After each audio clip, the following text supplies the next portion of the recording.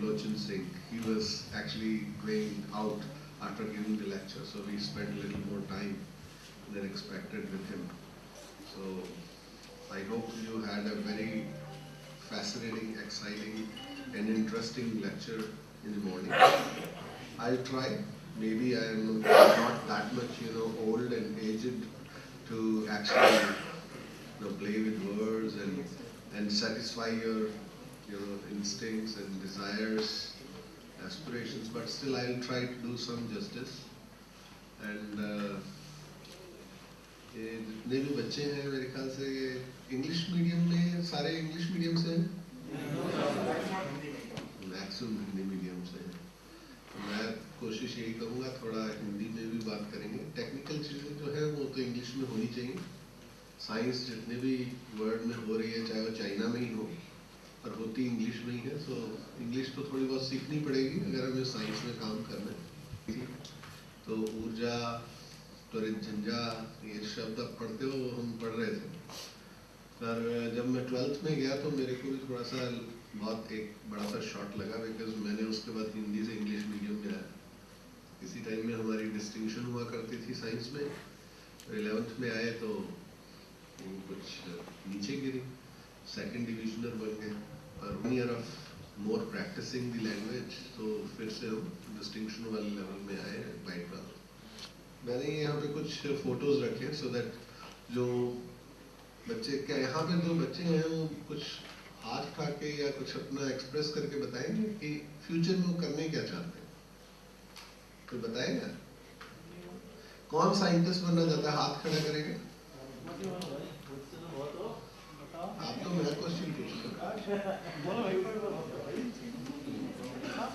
Scientist कितने लोग बनना चाहते हैं? वेरी गुड, एक तो है कम से कम। हम इसके ऊपर केंद्रित करेंगे अपना सारा। हाँ, अच्छा। और बिजनेसमैन कितने बनना चाहिए? हाथ खड़े करो, आदमी खड़े नहीं होने की जरूरत है। कितने लोग बिजनेसमैन बनना चाहते हैं?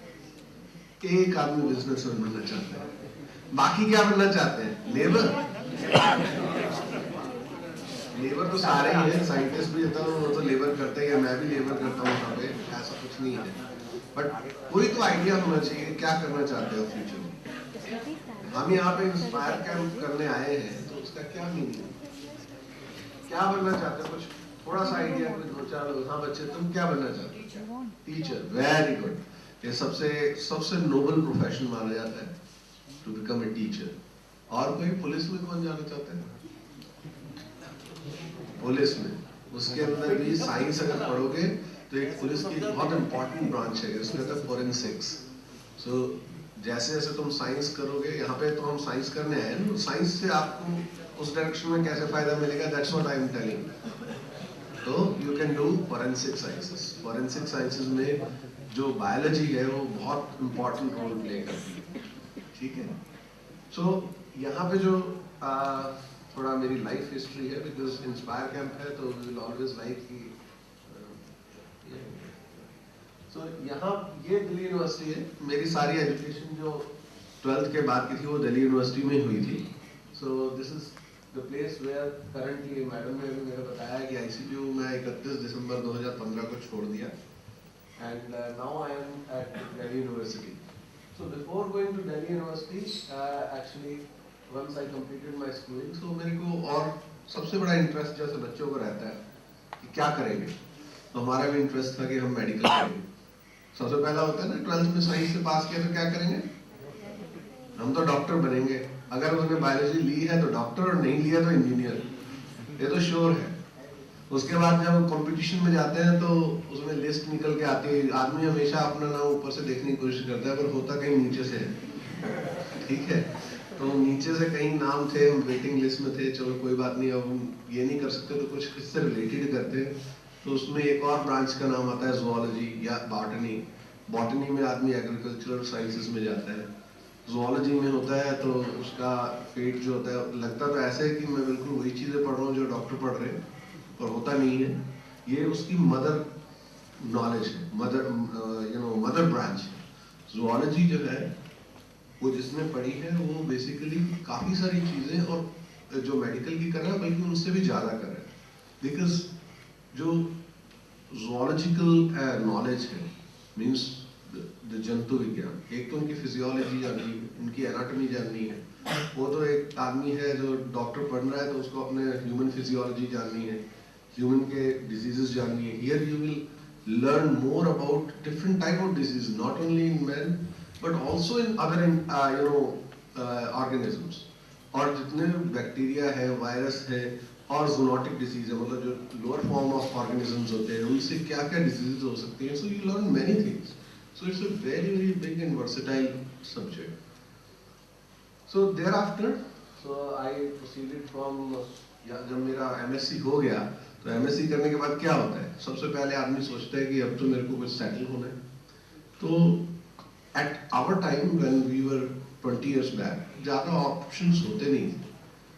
आप लोगों के पास अभी बहुत सारे ऑप्शन हैं, जैसे कई फेलोशिप आ गई है, इंस्पायर की फेलोशिप है, किशोर वैज्ञानिक प्रोत्साहन योजना है, KVPY। So there are various ways you are facilitated। तो आप लोगों को ध्यान ये रखना है कि अगर आपको साइंस में काम करना है तो उसके लिए सबसे पहले आपको ये देखना है कि at certain point of time तो पेरेंट्स हेल्प करते हैं, पर उसके बाद पेरेंट्स हेल्प नहीं करते, कर नहीं पाते हैं, या करते भी होंगे तो बहुत थोड़े लोग हैं जिनके पेरेंट्स हेल्प करते रहते हैं। बट अच्छा ये है कि अपने पैरों पे खड़े होकर खुद से अपनी स्टडी किया है तो ज़्यादा बेटर है। तो उसके लिए कई सारी फेलोशिप्स अवेलेबल हैं। और फेलोशिप्स के लिए ये नहीं है कि जब अगर आपने मास्टर करना है या PhD करनी है उस टाइम में आप शुरू करेंगे कि चलो मैं फेलोशिप की तैयारी करता हूँ। तो फेलोशिप की तैयारी करने का यही टाइम है, ठीक है। तो अभी जो अपनी बेसिक स्टडीज हैं अगर वो आप अच्छे से कंप्लीट करते हैं तो you actually go very easily and very easily acquire those fellowships. और वो फेलोशिप ऐसी हैं, जैसे मेरे पास था CSIR नेट, तो अराउंड 5 years तक गवर्नमेंट ऑफ इंडिया ने हमारे को फेलोशिप दी, जो कि आज की डेट में एक जो प्रोग्रामर है वो भी नहीं कमा पाता, या किसी अच्छी डिसेंट सेल्स की जॉब में अगर जाओ तो आपको कहीं 30,000 रुपये नहीं मिलते, 15-20 हज़ार रुपये से ज़्यादा कोई नहीं देता। बट गवर्नमेंट ऑफ इंडिया आपको सपोर्ट करती है, 30-30 हज़ार रुपये का फेलोशिप मिलता है, which is quite sufficient to do your research and live also. So I am not going to detail, कैसे करें नेक्स्ट।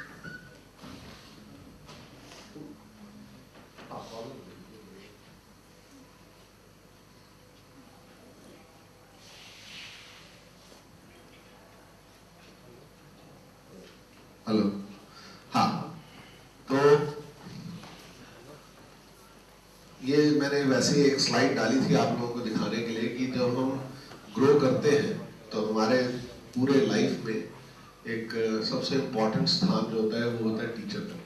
तो this was my growth when I was as a student in 1996। और जैसे जैसे ये US के अंदर मेरी एक फोटो है when I was working with professor Bharat Agarwal. He is a very known person in USA। ये बड़े नोन रिसर्चर हैं, इन्होंने काफ़ी कुछ जो कैंसर का इलाज होता है उसके अंदर कंट्रीब्यूट किया है। यहाँ पे भी दीज आर इन IGIB या प्रोफेसर NK मेहरा, यहाँ पे इंडिया में इन्होंने सबसे पहले एक जो मॉलिक्यूल को कहते हैं human leukocyte antigen, so this fellow has established the lab first time in India की जिससे कि हम ट्रांसप्लांट कर सकें। सुनते हो किडनी ट्रांसप्लांट होता है, तो किडनी ट्रांसप्लांट करने के लिए क्या जरूरत होता है, सबकी किडनी एक दूसरे में तो नहीं डाल सकते, तो एक की किडनी दूसरे में कैसे कंपैटिबल है उसके ऊपर डिटरमाइन करता है कि इसके अंदर ये ट्रांसप्लांटेशन होगा कि नहीं होगा। So this was a fellow professor NK Mehra, इनके साथ हमने काम किया। He was establishing the first lab in India for HLA. Similarly, this is Professor BC Das। ये भी दिल्ली यूनिवर्सिटी में बाद में गए, पहले हमारे इंस्टीट्यूट में थे, डायरेक्टर थे।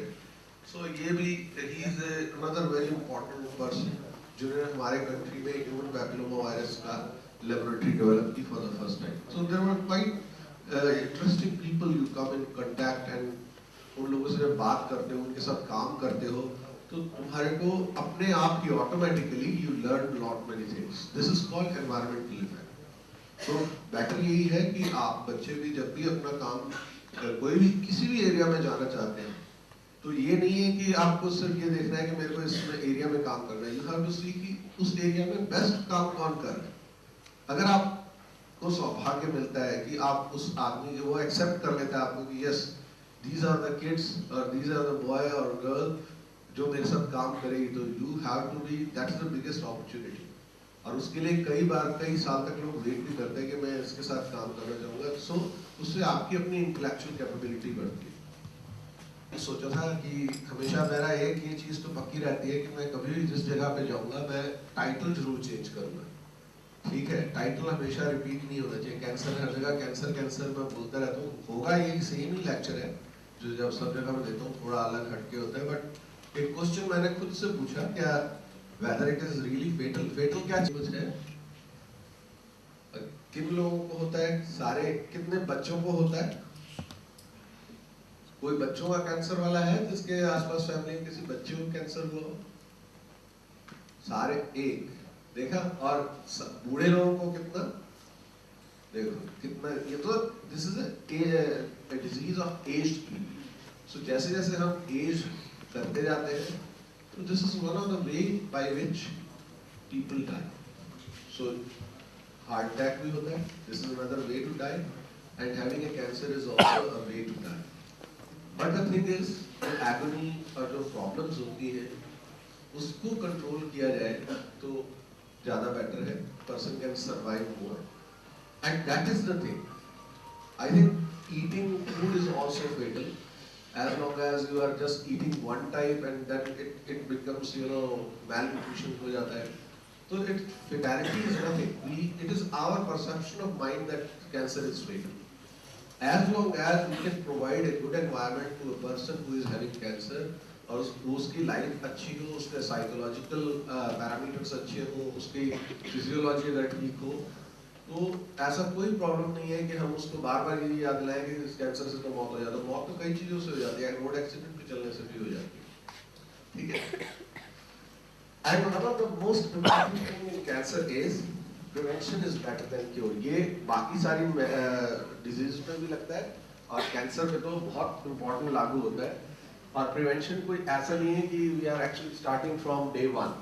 वी आर स्टार्टिंग कि जब जिस दिन हमारे को डिटेक्ट हुआ, हमने उस पर शुरू किया कि आज से हमें प्रिवेंशन करना है। प्रिवेंशन डे वन मतलब जब बच्चा का जन्म होता है उसी दिन से प्रिवेंशन होना बहुत जरूरी है। Prevention is cheaper than cure. ये एक अनदर वेरी इंपॉर्टेंट सेंटेंस है जो हमने डेवलप किया है। प्रिवेंशन चीपर कैसे? एक आदमी अगर कैंसर के इलाज के लिए जाता है क्लिनिक में, उसको पता है कितनी महंगी दवाइयाँ मतलब इंजेक्ट करनी पड़ती हैं या उसका सर्जरी करनी पड़ती है, उसका खर्चा कितना है। सम ऑफ माय लीडिंग स्लाइड्स जो अभी बाद में आएंगी, मैं उसके बारे में बताऊंगा। ठीक है, ये इसको जानते हैं? तो इसको कैंसर हुआ था, ये मर गया? जी रहे हैं ना, अभी तो शादी होने की भी बात सुनने में आ रही है। ठीक है, इसको क्या कैंसर था? ये तो मेरी स्लाइड पढ़ने के बाद लोग बता रहे हैं लंग कैंसर था।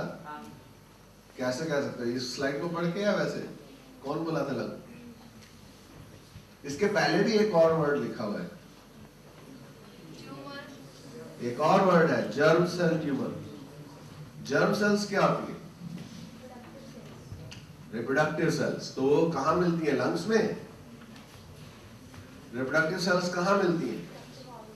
रिप्रोडक्टिव ऑर्गन्स में। और वो रिप्रोडक्टिव ऑर्गन्स कौन कौन से हैं? Testis and ovary. तो इसको अगर जर्म सेल ट्यूमर था, इसको टेस्टिकुलर कैंसर था। और टेस्टिकुलर कैंसर कब हम कहते हैं? जब ट्यूमर, टेस्टिकुलर ट्यूमर था तो टेस्टिस में अगर ट्यूमर है तो ट्यूमर है, पर अगर वो टेस्टिकुलर ट्यूमर लंग्स में पहुंच गया तब वो कहलाता है कैंसर। तो इसको कैंसर था जो कि टेस्टिकुलर था और वो लंग्स में पहुंच गया था। और अगर किसी को कैंसर हो जाता है तो वो मरता नहीं। ये इससे एक क्लियर एग्जांपल है। एक और एग्जांपल आपको दिखाता हूँ। ये कौन है? इनको क्या था? इनको भी एक जर्म सेल ट्यूमर ही था, ओवेरियन कैंसर। इन्होंने भी इलाज कराया और आज ये 2015 का एक हम कैंसर अवेयरनेस डे हम गए थे, इसको न्यू दिल्ली में हुआ था चाणक्यपुरी के पास। तो she was also there, she was the chief guest among many other survivors. यहाँ पे ये मनमोहन सिंह की वाइफ है, ये वो बैठी। ठीक है, सो ऐसा नहीं है कि जिसको भी कैंसर होता है वो मर जाता है एकदम क्विकली। और एक और इम्पोर्टेंट एस्पेक्ट है कि आज ये सारे लोग सोच रहे हैं कि कैंसर जो है अभी ये लोग ग्रेजुअली बढ़ रहा है, ऐसा क्यों है? कई लोगों का मैं जाके पूछता हूँ कि कैंसर आजकल की, पहले कहते थे हमारे बुजुर्ग कहते थे पहले तो कोई कैंसर नहीं होता था, आजकल ये तो नहीं कैंसर है, हार्ट अटैक की कौन कौन सी बीमारियां आने लग गई। ऐसा ही है ना, हर एक की परसेप्शन क्या है? पिछले 30 साल में कैंसर बढ़ा है, काफी बढ़ा है। तो मैं एक और क्वेश्चन पूछता हूँ जिसका बैकग्राउंड मैंने आपको पिछला भी क्वेश्चन था कि आप एक चीज बताइए कि 1947 के आसपास कितनी आबादी थी हमारी? कुछ पता है? मतलब बहुत कम रही होगी ना, 33 करोड़। और 33 करोड़ में मीन सर्वाइवल कितना था? Average survival of a person. Average survival क्या कहते हैं? हर एक आदमी की लाइफ को, जितने भी 33 करोड़ है सबकी एज को जमा करें और उसको डिवाइड कर दें जितने नंबर है उनसे, ऐसा कि ज्यादातर एज्ड लोगों में मिलता है। तो जब आदमी की एज बढ़ रही है तो डिग्री और प्रोपेंसिटी और फ्रीक्वेंसी, चाहे कुछ भी कर लो, ये और लाइवलीहुड ऑफ गेटिंग कैंसर बढ़ रहा है। तो एम्परर ऑफ ऑल मेडिलिटीज उन्होंने बहुत अच्छे से नरेट किया है व्हाट कैंसर इज, उसकी हिस्ट्री क्या थी and how it stands. And there are evidence कि 3000 साल पहले भी, जैसे एक यहाँ पे I show you, this is Egyptian mummy. पता है ना, इजिप्शियन की ममी के ऊपर बहुत सारी मूवीज भी आती हैं। सो ये ममीफिकेशन क्या होता था, वो प्रिजर्व करके रखते थे। किसी ने 12th में लैब्स वगैरह देखी, उसके अंदर कहीं पे ह्यूमन एम्ब्रियो भी रखा होता है, कई जगह पे छोटे छोटे जानवर उनको एक ग्लास के जार में डाल के रखे होते हैं, देखा है? उसको कहता है प्रिजर्वेशन। वो प्रिजर्व करके रखते हैं सैंपल को, स्पेसिमेन को। ऐसे ही ये यहाँ पे जो रॉयल फैमिलीज हुआ करती थी, उनके जो बॉडीज थी, डेड बॉडीज, उनको प्रिजर्व करके रखते थे और वो प्रिजर्वेशन बहुत अच्छा हुआ करता था and they used to keep it. And अब जैसे जैसे लोगों ने सोचा कि उसके साथ there are lot of treasure है, उसके अंदर ट्रेजर हंट्स हुए, तो लोगों ने वहां पे अंदर जाकर खोदना शुरू किया। तो जितने लोग तो पैसे के पीछे गए उन्होंने तो पैसा निकाल लिया, because they were all royal families. पर हमारे जैसे कुछ साइंटिस्ट भी होते हैं, उनको पैसा इतना इंपॉर्टेंट नहीं होता, उसको ह्यूमन बॉडी ज्यादा इंपॉर्टेंट लगती है। तो बॉडी उठा के निकाल के लेके आ गए and what they found is, इसका एक सीटी स्कैन करते हैं, जैसे जिंदा हुई है इस मम्मी की, इसकी most likely is dead due to cancer. Because सिर्फ एक जगह नहीं है, 1 2 3 और पूरे बॉडी में कई और जगह भी देखा गया। तो इनकी डेथ एक मेन कारण में was cancer. And not only that, there is another evidence, 2500 साल पहले इजिप्ट में, ये मिस्र की जगह है, so यहाँ पे also एक बहुत ही known विद्वान और it's a very big scholar was there, Imhotep. इसको, this is a very important person who has narrated, उन्होंने अपनी पूरी सारी जितनी भी मेडिसिन का निचोड़ था उसको उन्होंने एक बुक फॉर्म में लिखा, and this particular book is also describing cancer. So ऐसा नहीं है कि आज की डेट में हम लोग कैंसर पे काम करें, कैंसर हमारे को बहुत पहले से परेशान करता रहा। जब हम बाहर की बात करते हैं तो इंडिया में भी ऐसा नहीं है कि इंडिया पीछे था। इंडिया में उस टाइम में around 2600 BC, which is around 2500, which is contemporary to जो हमने पीछे इमोटेप देखा। तो he was also developing a very important branch called surgery. So ये सुश्रुत थे, उन्होंने एक सुश्रुत संहिता का डेवलप की, और ये सुश्रुत संहिता में सारे श्लोक नहीं लिखे हुए हैं, सिर्फ यू डोंट कंसीडर कि ये कोई रिलीजियस बुक है, but this is a basic medical book, first medical book which is available in India.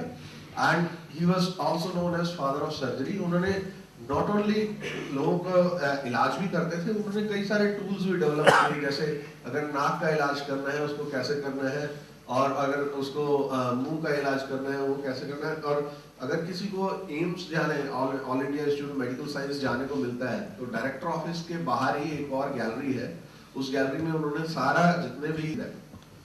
But why I am telling all this, why मैं जब कैंसर, जब मॉडर्न डिजीज की बात कर रहे हैं तो मैं पीछे क्यों गया? उसका सबसे बड़ा रीजन ये है कि there is something very exciting in name. Cancer को कैंसर क्यों कहते हैं? कोई बता सकता है? हिंदी में इसको क्या कहते हैं? कर्क रोग। कर्क का मतलब क्या होता है? केकड़ा। और इधर कैंसर का मतलब भी केकड़ा। हम यहाँ पे इंडिया में रह रहे हैं, वो बाहर कोई दूसरी कंट्री में रह रहे हैं, उन्होंने भी वही सेम नाम दिया, हमने भी वही सेम नाम दिया। हम तो एक्चुअली डिपिक्ट तो एक एनिमल को ही कर रहे हैं ना। Why is it so? जब भी कैंसर होता है एक बॉल टाइप का स्ट्रक्चर बनता है, ठीक है? किसी के सिर के ऊपर कहीं टॉम एंड जेरी देखते होंगे, कहीं उसके सिर पे हथौड़ा मारते हैं, टॉम के सिर पे अगर हथौड़ा पड़ता है क्या होता है उसका? एक बहुत बड़ी सी स्वेलिंग होती है, और वो स्वेलिंग क्या होता है? थोड़ी देर बाद दिखाता है, अगले सेकंड में वो स्वेलिंग चली गई। सो जो स्वेलिंग आके और चली जाए, that is not cancer. Any cancer which comes and stage और ग्रोज, ठीक है, एनी स्वेलिंग, मैं अभी बहुत क्रूड वे में बता रहा हूँ। अब जब स्वेलिंग होगी तो भाई उसको कुछ खाने पीने को भी तो चाहिए, कैसे खाएगा पिएगा? What is a way that a swollen tissue will have its food? New blood supply. So जब blood supply होती है तभी तो वो survive करता है और grow करता है। तो ये जितने भी क्रैब के जो टांगे नजर आ रही हैं, whenever you open, जब भी उस टिश्यू को ओपन किया जाता है तो वहां पे एक बड़ा सा बोलस, एक टिश्यू, अनडिफरेंशिएटेड टिश्यू मिलता है, और उसके पास आसपास चारों तरफ से जाती हुई ब्लड सप्लाई मिलती है, जाती और आती दोनों। So that gives a very clear, indication as if some crab is sitting on that particular place. Okay, तो इसीलिए इसका नाम जो था कैंसर और क्रैब पड़ा। And cancer is an ideal example of prevention is better than cure. अब मैं कहूँगा ये हमने क्यों बोला prevention is better than cure? ऐसा नहीं है कि हम आज की डेट में कैंसर के इलाज सोच रहे हैं। कैंसर के इलाज जैसे मैंने बताया 3000 साल पहले से लोग सोच रहे हैं। और मैं ये पूछता हूँ कि आज जैसे आप जाओगे, अगर आपको कोई उबला खाना दे दे, अच्छा लगेगा? उसमें कुछ मसाले डलने चाहिए कि नहीं डलने चाहिए? पर मसाले डले बगैर अगर आपको बहुत जोर से भूख लगी है, मसालों के बगैर खा सकते हो कि नहीं खाना खा सकते? खा सकते हैं ना। मसाले ऐसा तो आपको कोई न्यूट्रिशनल वैल्यू तो नहीं देते। आप प्रोटीन भी खा सकते हो, कार्बोहाइड्रेट भी खा सकते हो, तो इन मसालों का क्या रोल है? सो ग्रेजुअली जब रिसर्च की गई, हमारे यहाँ बेसिकली रिसर्च का मेथोडोलॉजी डिफरेंट रहा।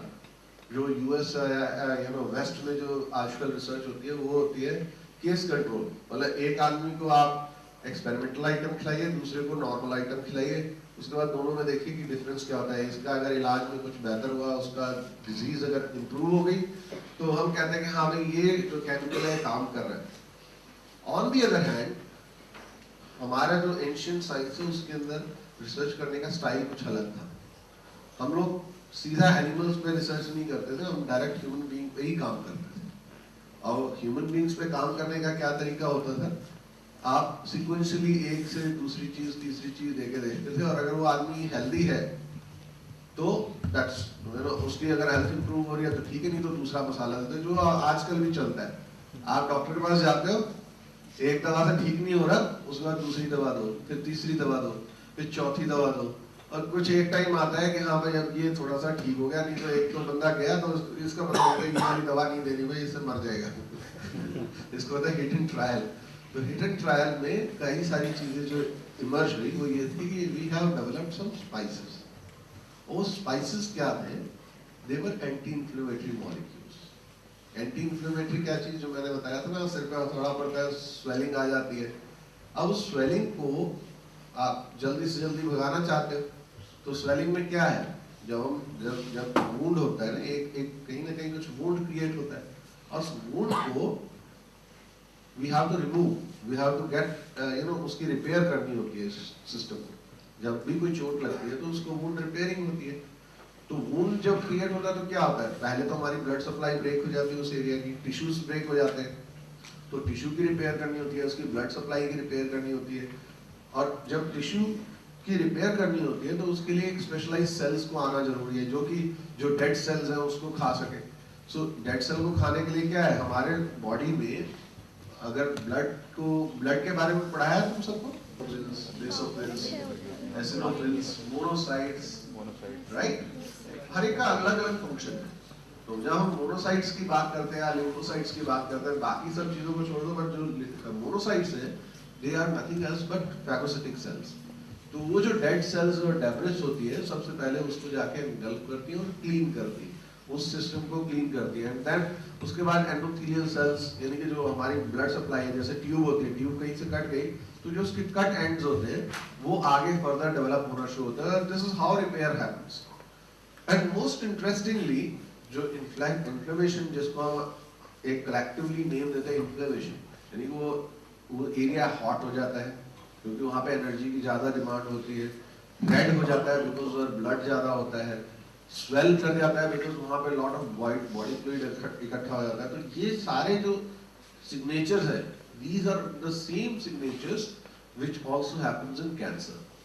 Only difference between inflammation and cancer is inflammation जब होती है तो वो थोड़ी देर में रिजॉल्व हो जाती है, ठीक हो जाता है अपने आप और सेल्फ लिमिटिंग है, मतलब उसके आगे बढ़ती नहीं है। Whereas कैंसर जो है it's an abnormal inflammation which doesn't go up.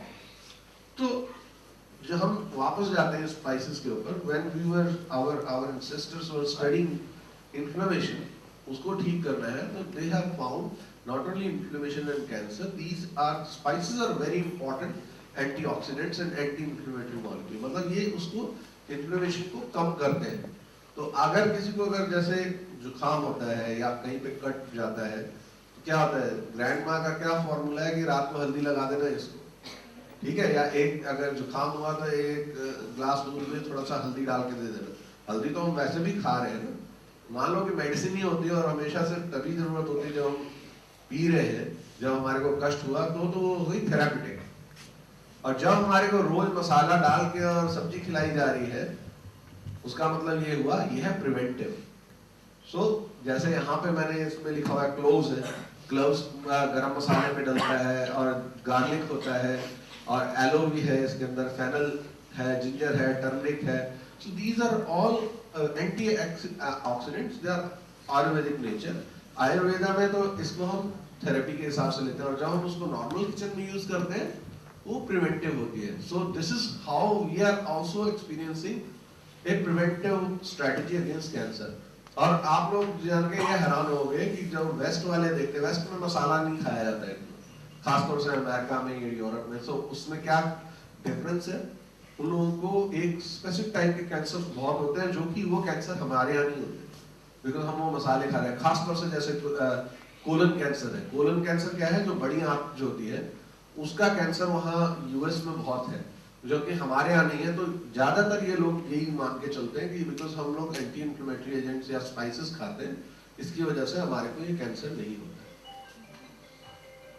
Another very important thing, cancer हमेशा बुरा नहीं है। हम मान के चलते हैं कि जिसको बीमारी हो जाती है वो तो खैर उसके लिए तो कष्टकारी है, बट कैंसर ने हमारे को बहुत सारी चीजें ऐसी दी हैं जिससे कि हम आगे फ्यूचर में रिसर्च कर सके, खास तौर से बायोलॉजिकल रिसर्च।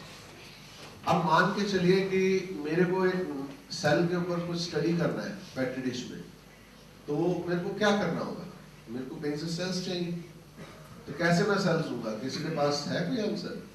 तो एक बहुत इंटरेस्टिंग चीज 1920s में सामने आई कि स्पेसिफिक कैंसर सेल्स अगर हम लें तो उनको हम पेट्री डिश में ग्रो कर सकते हैं। और वो भी कैसे हुआ, यहाँ पे एक ये लेडी का फोटो है, ये अंदर एक ब्लैक एंड व्हाइट फोटो नजर आ रहा होगा, ये this lady is called Henrietta Lacks. So पुराने टाइमों में क्या होता था कि जब अराउंड 1900s में जब आपका कैंसर हुआ तो सबसे पहला अगर टिश्यू ऐसा है जो सॉलिड ट्यूमर है उसको कट करके निकालते थे सर्जरी से, इसको कहते हैं सर्जरी। तो सर्जरी से निकालते थे तो क्या हुआ उसके बाद, तो जैसे अगर जब बच्चा पैदा होता है तो प्लेसेंटा निकलता है ना, बहुत बड़ा एक जितना बच्चा होता है लगभग उतना ही एक अलग से टिश्यू भी निकलता है, बट वो टिश्यू फेंक दिया जाता है। तो ऐसे ही साइंटिस्ट लोग मतलब जितने भी मेडिकल डॉक्टर्स थे वो उसको फेंक देते थे। तो उनमें कुछ डॉक्टर ऐसे हुए, उन्होंने कहा कि थोड़ा सा देखते हैं इस टिश्यू का होता क्या है उसमें, और देखते हैं कि चलो 1 दिन तक जीते, 2 दिन तक जीते, 4 दिन तक जीते। उन्होंने देखा कि जब हमने उसको पेट्री डिश में रखा अंडर नॉर्मल फूड वगैरह उनको जो न्यूट्रिएंट्स देते रहे, तो cells started growing and this is how they look. ये है हेनरिटा लेक्स, ये जो लेडी है इसके सेल्स हैं और ये आज तक भी एक बहुत इंपॉर्टेंट टूल है। अब लगभग हमारे 100 साल कंप्लीट होने को आ रहे हैं and these cells are all over the world. मतलब वर्ल्ड की जो भी बायोलॉजिकल साइंसेस लेबोरेटरी कर रही है उसको कहीं ना कहीं इन सेल्स की जरूरत पड़ती है और उन्होंने शायद उस पर काम किया हुआ है। एंड दीज आर कॉल्ड हिला सेल्स। एंड इनके जब हमने पेट्री डिशेस में ये सेल्स देख लिए आ गए हैं, उसके बाद एक बड़ा रेवोल्यूशन बायोलॉजिकल साइंसेस में शुरू हुआ। So people started work not only looking on the cells कि पेट्री डिशेस में कैसे देखते हैं, कैसे डिवाइड करते हैं। तो ये जो कैंसर सेल्स हैं ये सारी वही प्रॉपर्टी फॉलो करती है जो एक नॉर्मल सेल करती है। सो people started looking how normal function of A sale tax place. उसमें सेलुलर ट्रांसपोर्ट कैसे होता है, जैसे कुछ केमिकल्स है जो सेल्स बनाती है और उसको सेल मेम्ब्रेन से रिलीज कर देती है। सेल्स एक दूसरे से कैसे मूव करके एक दूसरे से कांटेक्ट करती हैं, इंटरेक्ट करती हैं, ये सारी प्रॉपर्टीज इससे हुई। नॉट ओनली दैट, अब तुम लोग ये सोचोगे कि ये तो लैब वैब में काम होता होगा, हमारे से क्या लेना देना। कितने लोग ऐसे जिसने पोलियो वैक्सीन पिया होगा? लगभग सभी ने पिया है, क्योंकि यही हमारा प्रोग्राम था कि everybody in our country must be vaccinated by polio vaccine. Polio vaccine बनाने के लिए एक बहुत बड़ी जरूरत थी कि वो वायरस को एक पेट्री डिश में कल्चर किया जा सके। उसके लिए कोई सुटेबल होस्ट नहीं था। इट इज, मैं आपको 1940s के आसपास की कहानी बता रहा हूँ, 1940s 50s की।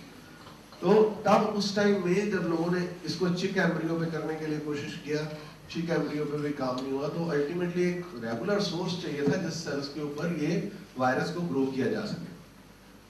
एंड इंसिडेंटली ये कैंसर सेल्स थी। आज की डेट में अगर मैं किसी कैंसर सेल के ऊपर ये करने की कोशिश करूं, मेरे को 100 एथिकल क्वेश्चन आएंगे, आप कैंसर सेल के ऊपर ये सब कैसे कर सकते हैं।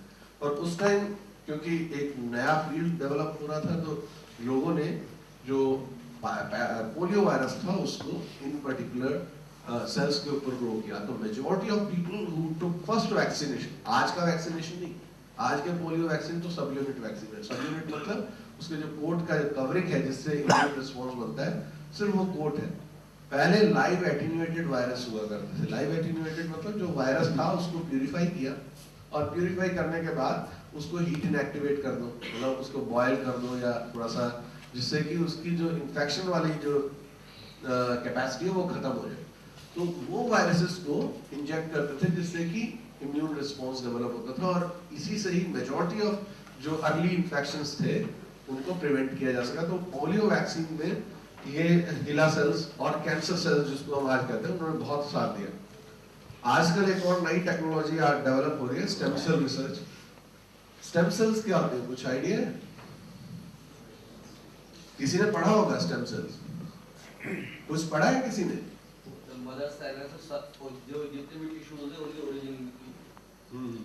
बच्चों में से किसी ने पढ़ा है स्टेम सेल?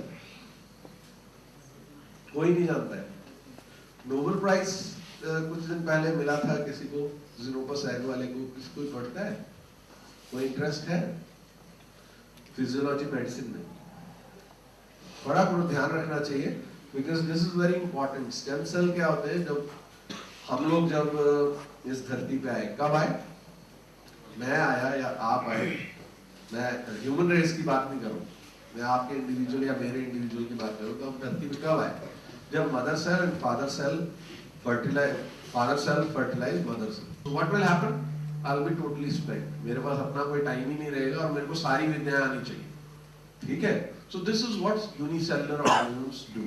वो अपनी पूरा लाइफ साइकिल खुद अकेली वो सेल ही निभाते, जैसे एमीबा सुना होगा ना। सो ऐसा नहीं है कि ये किया नहीं जा सकता, नेचर में सब चीजें पॉसिबल नहीं है, वो करती है। बट द थिंग इज, जैसे जैसे कॉम्प्लेक्सिटी ऑफ लाइफ बढ़ती है तो स्पेशलाइजेशन की बहुत जरूरत है। जैसे आप लोग अभी पढ़ रहे हो, सारे बच्चों ने 10th किया होता है, जितने डॉक्टर हैं उनको भी वही 10th करना है जो आपको 10th करना है।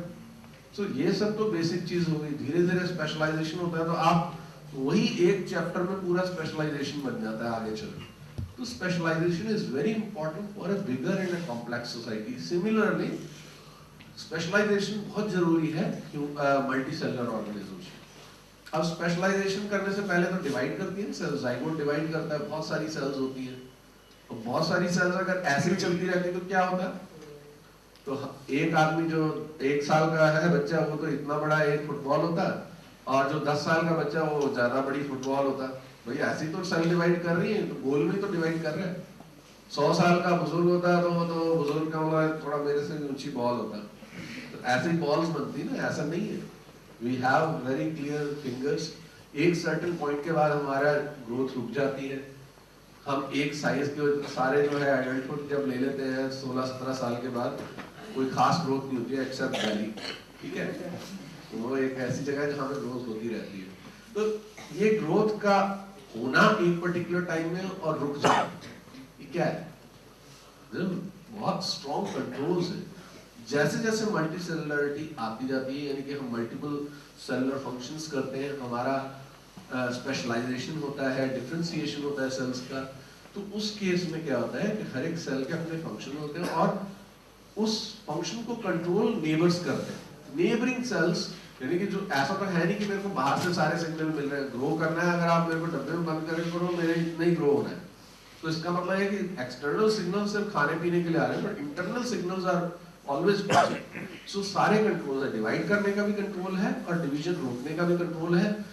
और मान लो कि जो डिवीजन रुका, पर कई बार क्या होता है, अगर तुम एम्ब्रियोलॉजी पढ़ोगे, हाथ जब बनता है तो ऐसे नहीं होता है कि वी हैव यहीं से ग्रो करना शुरू किया। एक्चुअली पूरा हाथ इस तरीके से बनता है, जैसे बतख नहीं होती, बतख के बीच में पैरों में झिल्ली होती है, तो हमारा हाथ भी ऐसे ही होता है, बट हाथ के बीच की जो सेल्स है ये ग्रेजुअली मर जाती है। तो there are 3 processes, growth and differentiation and death. So ये 3 मेन इंपॉर्टेंट फंक्शन है जो एक सेल के ऊपर हमेशा हावी रहते हैं। और जब कैंसर होता है तो यही तीनों मैकेनिज्म डिरेल हो जाते हैं। और ऐसा ही नहीं है कि डिरेल होते हैं, एक एक करके कई सारे मैकेनिज्म ब्रेक डाउन होते हैं, और वो मल्टीपल ब्रेक डाउन्स की वजह से कोई एक मैकेनिज्म अगर डाउन हो और कैंसर हो जाए तो मेरे ख्याल से तो everybody would have got cancer. ऐसा नहीं है, सबको कैंसर नहीं होता है, क्योंकि कभी भी एक इवेंट से कैंसर नहीं होता है। रेयरली होता है, but there are certain events, but the multiple events are required. So वो हम multiple events के बीच में बात करेंगे। So I think अब टाइम काफी हो रहा है, and I would like to actually show you some slides जिसको कि आप easily पढ़ सकते हैं, और मेरा जितना लेक्चर अभी तक हुआ था उसी को थोड़ा बहुत डिटेलिंग करके बताई गई है। So when we talk about what is cancer, so ये सारे क्वेश्चन हमारे दिमाग में आते हैं, how is cancer diagnosed, can cancer be prevented, but I realise कि अगर मैं बात ना करूं तो ये सारी टेक्निकल चीजें वैसे ही चली जाती हैं। तो अब मैंने तुम्हारा कुछ बैकग्राउंड बना दिया है जिसके बेसिस पे I will take you through. सारी स्लाइड्स पढ़ने की जरूरत भी नहीं है, जरूरी नहीं है कि आप सारी इंग्लिश पढ़ें, उसका जो मर्म है I will keep telling you. So cancer जो हम बात करते हैं, it is known medically as a malignant neoplasm and is large group of different diseases. तो कभी भी ये चीज मान के नहीं चलनी है कि जो कैंसर एक्स आदमी को है वो एग्जैक्टली वाई आदमी को भी होगा। तो हर एक के जो कैंसर है अलग अलग हो सकते हैं। सिर्फ और सिर्फ जो कॉमन चीज है उसमें क्या है कि वो जो सेल्स डिवाइड कर रही है वो अनकंट्रोल्ड डिवाइड कर रही है, and that is why they are becoming tumorous. और जब वो सेल्स एक साइड से दूसरी साइड पे चली जाए तो वो ट्यूमर बन जाता है कैंसर। ठीक है, ये चीज ध्यान रखना है। एंड ये 1850 में, जब तक तो मैं आपको बता रहा था कि एंशिएंट लोगों ने ट्यूमर देखा, पर एक्चुअल कैंसर का जो डिस्क्रिप्शन आज अगर आप क्लिनिक में जाते हैं उसका बैकग्राउंड 1850 में है। ठीक है, तब क्या हुआ था 1850 में, एक पर्सन थे, मैंने नाम यहाँ हाईलाइट कर सकता है, Rudolf Virchow. So he is called father of cellular pathology. Cellular pathology में सेल्स के अंदर होने वाले जो विकार हैं उसको स्टडी किया उसने। अब वो सेल्स के होने वाले विकार, सेल तो बहुत छोटी होती है ना, तो कैसे उसने सेल को देखा होगा? यू नो, कोई जानता है कि माइक्रोस्कोप किसने बनाया था? You can see smaller objects at a greater magnification.